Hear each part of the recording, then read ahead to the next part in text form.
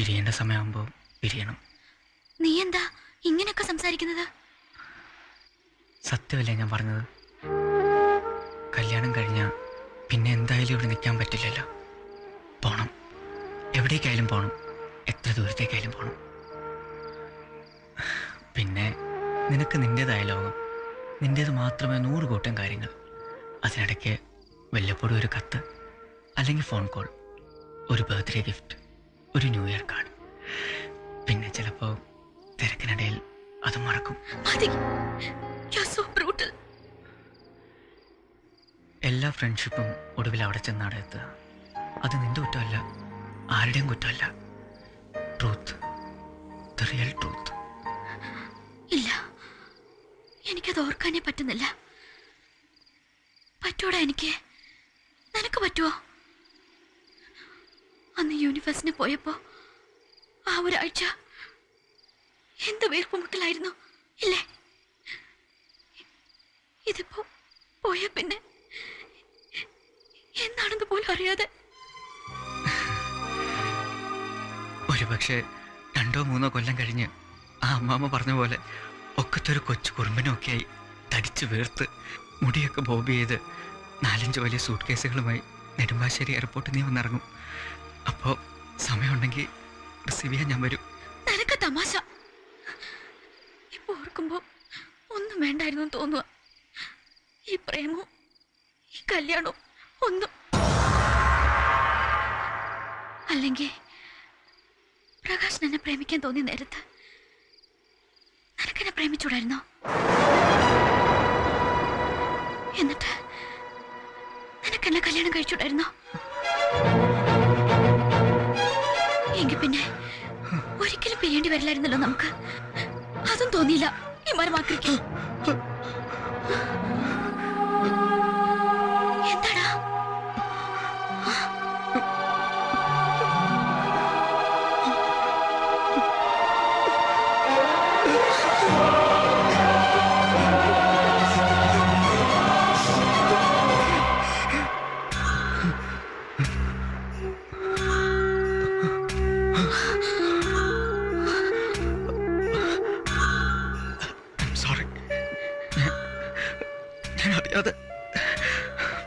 Sorry.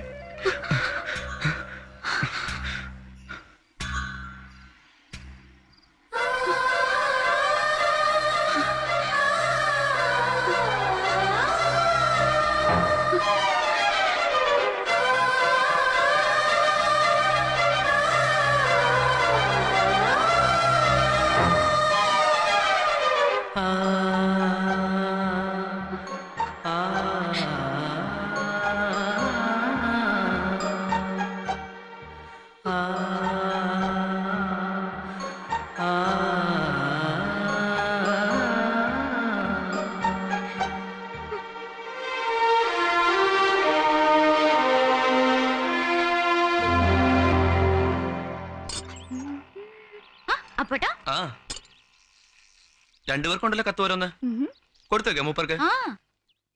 ഭാഷയുടെ കത്താ രണ്ടുപേർക്കുണ്ട്. ഡൽഹിന്നാവും. നിനക്ക് പിന്നെ പ്രേമലേഖനാണെന്ന് വിചാരിക്കാം. എനിക്കെന്തോന്നാ അവൾ എഴുതാൻ? No exchange. എന്റെ കത്ത് നീ വായിക്കുന്നു, നിന്റെ കത്ത് ഞാനും.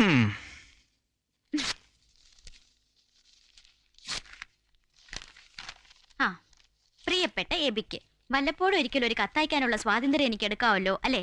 അല്ലേ? ഇന്നലെയാണ് ഡാഡിയുടെ കൂടെ ഡൽഹിയിൽ എത്തിയത്. പണ്ടൊക്കെ ഡൽഹി ഒരു വലിയ കൗതുകമായിരുന്നു. ഇപ്പൊ അതുമില്ല.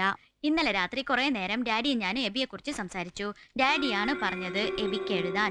ഡാഡി പറയാ ഇപ്പോഴും വൈകിട്ടില്ലാന്ന്. എബിയെ മനസ്സിലാക്കാൻ എന്തായാലും സോണി എന്റെ കത്ത് നീ വായിക്കണ്ട.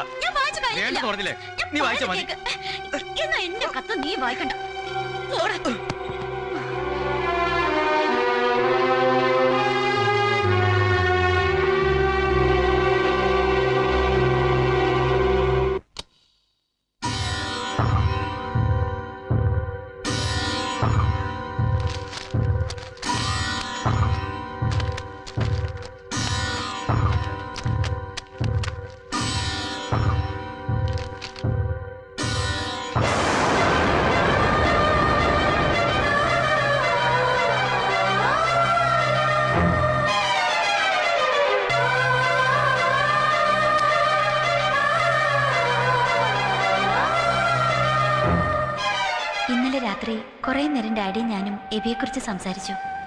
ഡാഡിയാ പറഞ്ഞത് എബിക്ക് എഴുതാൻ. ഡാഡി പറയാ ഇപ്പോഴും വൈകിട്ടില്ലെന്ന്. എബിയെ മനസ്സിലാക്കാൻ എന്തായാലും സോനയ്ക്ക് കഴിയാതെ വരില്ലെന്ന്.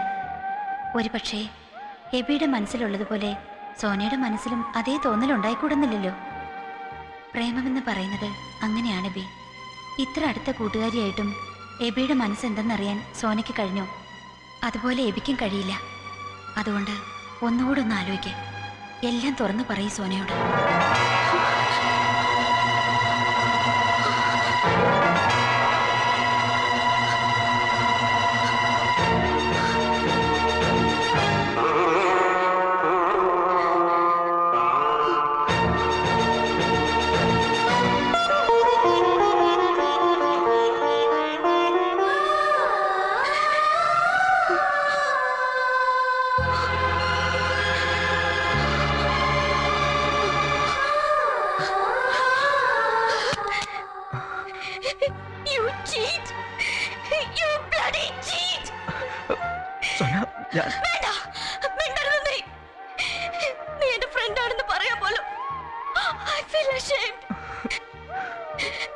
പരസ്പരം ഒന്നും മറച്ചു വെക്കാറില്ലെന്ന് നീ പഠിച്ചിട്ട് ഇത്രയും വലിയൊരു ചതി നിനക്ക് എങ്ങനെ അതിന് കഴിഞ്ഞു? എങ്ങനെ കഴിഞ്ഞൂടാ? ഒരു സൂചന എപ്പോഴെങ്കിലും തന്നിരുന്നെങ്കിൽ ഞാനിങ്ങനെ വിട്ടുവേഷം കേട്ടുമായിരുന്നു. ഒരു വാക്ക് എന്തെങ്കിലും പറഞ്ഞിരുന്നെങ്കിൽ ഇതൊക്കെ സംഭവിക്കുമായിരുന്നു. പ്രകാശിനോട് എന്താ മറുപടി പറയണ്ടെന്ന് 1000 വട്ടം ചോദിച്ചില്ല ഞാൻ. അപ്പൊ പറഞ്ഞൂടായിരുന്നോ നിനക്ക്? പക്ഷേ ഡാഡിയെ കാണാൻ പോകാഞ്ഞതിന് അന്ന് എന്ത് മാത്രം ഞാൻ നിന്നെ ശകാരിച്ചു. അപ്പോഴെങ്കിലും പറഞ്ഞൂടായിരുന്നോ നിനക്ക്? എല്ലാം ഉള്ളിലൊതുക്കി വെച്ച് നടന്നില്ലേ നീ? ആർക്ക് വേണ്ടി? എന്തിനു വേണ്ടി? നിന്നെ കാണും വലുതാണോ എനിക്ക് പ്രകാശിന്റെ സ്നേഹം? നിന്നെ സങ്കടപ്പെടുത്തിട്ട് എനിക്ക് ഒന്നും വേണ്ട. ആരും എന്നെ സ്നേഹിക്കണ്ട, ആരും എന്നെ വിവാഹം കഴിക്കണ്ട.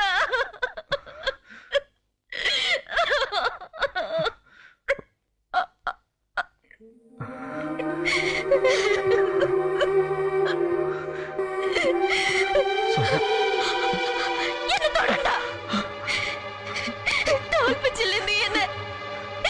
പറ്റിച്ചില്ലേ നീ എന്നെ?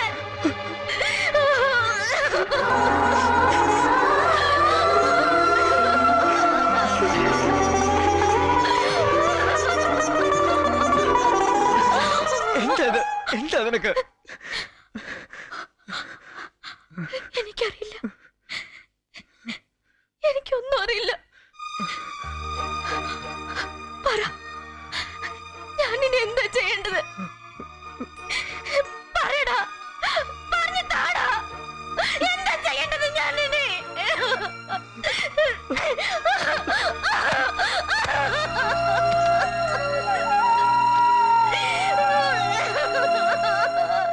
എന്തുവാ പോവാന്നോ? അത് കൊള്ളാമല്ലോ. പെട്ടെന്ന് എവിടെ നിന്നുണ്ടായി ഈ കോച്ചിങ് ക്യാമ്പ്? പെട്ടെന്നുണ്ടായതല്ല പപ്പ, നേരത്തെ സെലക്ഷൻ കിട്ടിയിരുന്ന. നീണ്ടുപോയി ഇപ്പൊ ആയെന്നേ ഉള്ളൂ. ഞങ്ങളുടെ യൂണിവേഴ്സിറ്റിയിൽ നിന്ന് ആകെ 3 പേർക്ക് കിട്ടിയിട്ടുള്ളൂ. അതൊക്കെ ശരിയായിരിക്കും. എന്നാൽ ഇപ്പൊ നീ പോണ പ്രശ്നമില്ല. ഇതിപ്പോ എന്റെ കോഴ്സ് കഴിഞ്ഞല്ലേ, ഇത് ലാസ്റ്റ് ചാൻസാ, എനിക്ക് പോണം. എന്നാൽ ഇവളുടെ കല്യാണല്ലേ ബി? നാളെ മനസ്സോദ്യം, പിന്നെ ആകെ 10 ദിവസം പോലും ഇല്ല. അതിനിടയ്ക്ക് അവൻ പോവാന്ന് പറഞ്ഞ? അതിപ്പോ രണ്ടും ഒരുമിച്ചായതിന് ഞാനെന്ത് ചെയ്യാനാ? രണ്ടും ഒരുമിച്ചായെങ്കിൽ ക്യാമ്പിന് പോണ്ടാൻ തീരുമാനിച്ച പോരെ? ഇനി ഇപ്പൊ പോകാതിരുന്നാ ശരിയാവില്ല. ഈ സമയത്ത് നീ പോവാന്ന് പറഞ്ഞ ഞങ്ങൾക്കൊക്കെ വിഷമല്ലേ അത്? താനുണ്ടല്ലോ എന്നുള്ള സമാധാനത്തിലിരിക്കായിരുന്നു ഞാൻ. കത്തുകൾ ഇനിയും കുറെ പോസ്റ്റ് ചെയ്യാനുണ്ട്. വിളിക്കേണ്ടവർ ബാക്കി. ഒക്കത്തിനും മുൻപന്തിയിൽ നിൽക്കേണ്ട ആളല്ലേ താൻ. അല്ലെങ്കിൽ തന്നെ ഒരു കുടുംബം പോലെ കഴിഞ്ഞിട്ട് ആ സമയത്ത് ഇവനില്ലെന്ന് പറഞ്ഞാൽ ആൾക്കാരെന്താ കരുതുക? ഞാനില്ലെങ്കിലും കല്യാണം നടക്കാതിരിക്കില്ലല്ലോ. നീ എന്താ ഇങ്ങനെ റഫായി സംസാരിക്കുന്നേ? പോണ്ടാന്ന് പറഞ്ഞാ പോണ്ട. ഇനിയിപ്പോ നിങ്ങളൊക്കെ എതിർത്താലും എനിക്ക് പോകാണ്ട് പറ്റില്ല. ഇവളെന്താ കുന്തം വിഴുങ്ങിയത് പോലെ നിൽക്കുന്നേ? ഇവള് പറയട്ടെ. കുഞ്ഞുനാൾ മുതൽ എല്ലാ കാര്യത്തിനും ഒപ്പം ഉണ്ടായിട്ട് ഇവളുടെ ലൈഫിൽ ഏറ്റവും ഇമ്പോർട്ടന്റ് ആയിട്ട് ഒരു ഈവന്റ് വന്നപ്പം ഇവൻ വേണോ വേണ്ടയോന്ന് ഇവള് തന്നെ പറയട്ടെ. പോയിക്കോട്ടെ സണിച്ചായ, അവന് പോണെന്നാണെങ്കിൽ പോയിക്കോട്ടെ.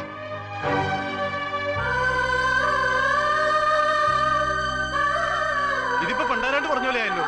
ഇവക്കും ഇത് എന്ത് പറ്റി?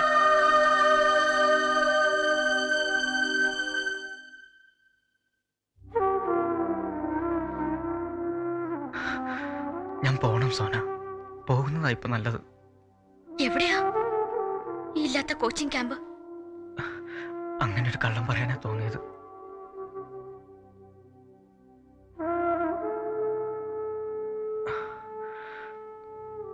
നിന്റെ കല്യാണം കഴിഞ്ഞ് നീ പോകുന്നവരെ ഞാൻ അങ്ങോട്ടെങ്കിലും മാറിയിരിക്കണം. മാറി നിന്നേ പറ്റൂ. അതെവിടെയായാലും തോന്നുമ്പോൾ പെട്ടെന്ന് വരാൻ പറ്റാത്തൊരു ദൂരത്ത്. ഫൈനൽ ബികോമിനുണ്ടായിരുന്ന അനൂപ് ഇപ്പോൾ ദാവങ്കരിയില, ഏട്ടൻ്റെ അടുത്ത്. അഡ്രസ് ഉണ്ട് കയ്യിൽ. ഒളിച്ചോട്ടം അല്ലേ?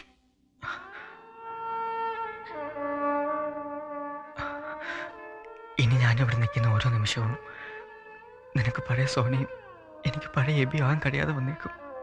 അത് വേണ്ട. കൂട്ടുകാരൊക്കെ തെറ്റിദ്ധരിച്ചപ്പോഴും ഒരു തമാശ കേൾക്കുന്ന പോലെ നമ്മൾ ചിരിച്ചു തള്ളിയില്ലേ? ഇനിയും നമുക്കതിന് കഴിയും.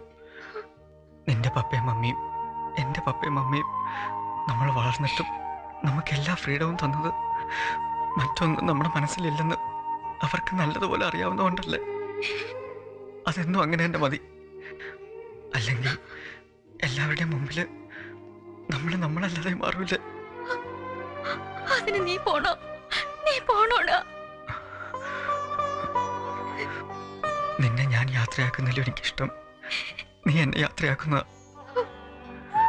അതിനെ നീ സമ്മതിക്കണം സോന. നാളെ പള്ളിയിലെ മനസ്സോദ്യം കഴിഞ്ഞാൽ പിന്നെ ഞാൻ പോകും. അന്ന് ഞാൻ നിന്നെ ബാംഗ്ലൂർക്ക് യാത്ര അയച്ച പോലെ നാളെ നീയും എന്നെ യാത്രയാക്കണം. വേണ്ട, ഒന്നും പറയരുത്.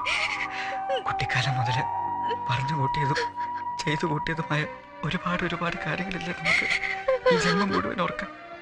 ഇനി നമുക്ക് അത് മതിയടാ.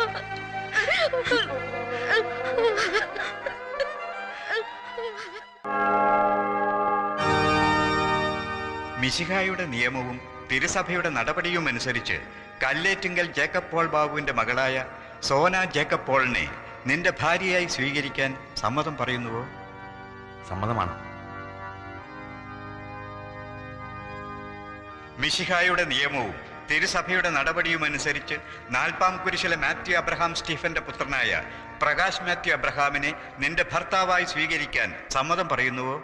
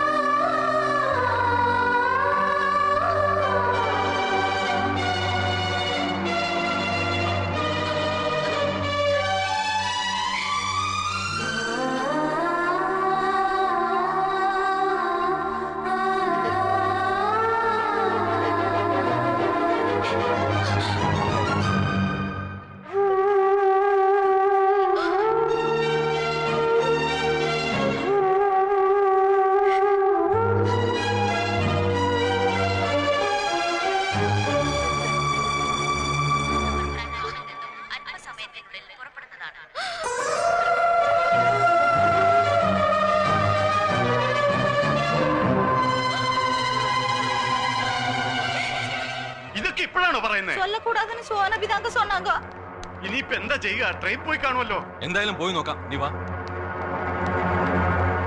மாரியாத்தா எல்லாம் நல்லபடியா நடந்ததுன்னா உன்ற கோயிலுக்கு வந்து ஆடு வெட்டி பொங்க வைக்கிறேன் சாமியா.